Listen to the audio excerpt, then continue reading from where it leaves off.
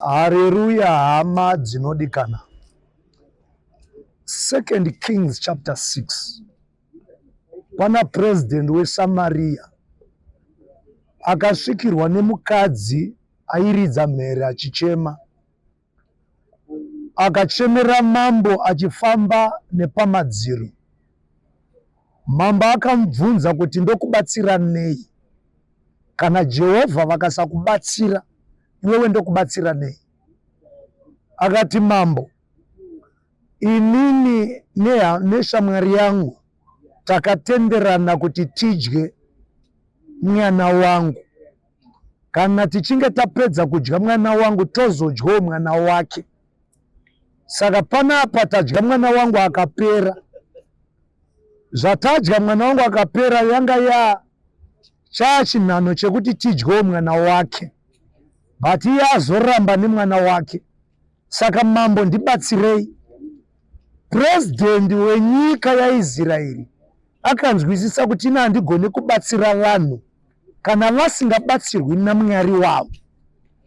But pane paanozondinakidza achiti panondikomborera. Akati, Mwari ngavandidzivise kana ndikasabvisa musoro waElisha pamapfudzi ake.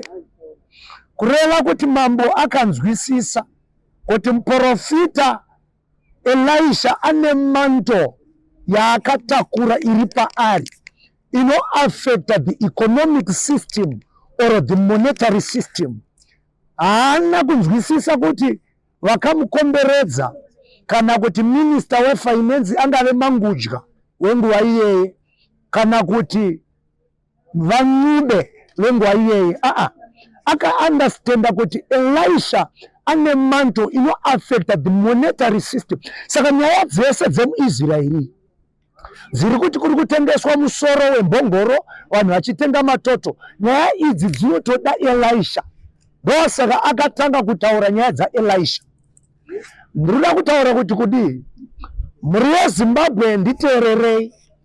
Ini ndini mumwe wavanhu asingarove imbwa akaviga mupinyi uye asingavhunduke kuti iwewe uri kundinzwa uchafunga kuti kudii pamusoro pangu. Nyaya yenyika yeupfumi hweZimbabwe ndoda kuti nditeerere. Hakusi kuchinjwa kwemari kwekuti ngatiichinjei mari zvino zvayakanga riri bhiera cheki rikasvika kumatiririoni rikasvika kumabhiliyoni. Saka ngatirichinjei, tarichinja romboita agrocheki, robva pauagrocheki. Ndechipi chakatadzikwa nebhiera cheki chamakafunga kuti agrocheki chinogona kugadzirisa? Chakundikanwa kugadziriswa neagrocheki chamaa kuti ngatiise bond note. Sei muri kuda bond note kuti rigadzirise chatadzikwa kugadziriswa neagrocheki? Ndokubva bond note rakundikana mukati ngatiisei RTGS.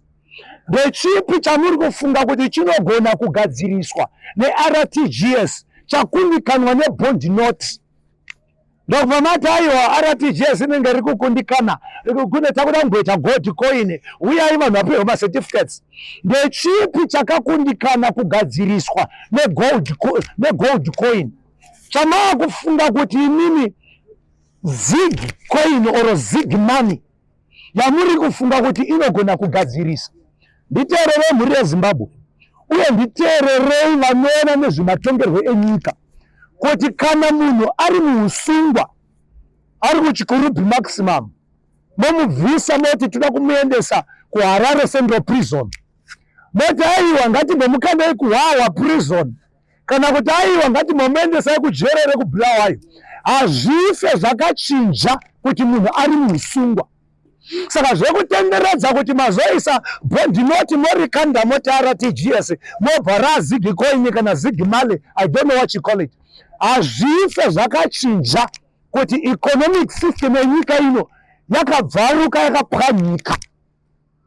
Saka toti tibatsirane kuti hakuna chichagona kugadziriswa nezig money chakatadzikwa kugadziriswa neRTGS, chakatadzikwa kugadziriswa negold coin. Chiricho chakatadza kugadziriswa nebond note todzokera kuti ndicho chinongori chinhu chimwe chete chakatadza kugadziriswa neBRA cheka. Saka chichida kugadziriswa, nyika ino ida kugadziriswa corruption, mukabvisa corruption. Ana chivhanonza ringofamba achipa vanhu mota semabhanzi, achingo mukadzi akatambisa magaro ozi mupe mota ne10,000. Anti-corruption unit izvezvi haina chayati yaita munyika yakadai, kuti even kungopretenda, kungonyepedzera kuti regedzai tinomutora mukomana timubvunze kuti mari dzako dzakawanda idzi dziri kubva kupi. Until today. God bless you.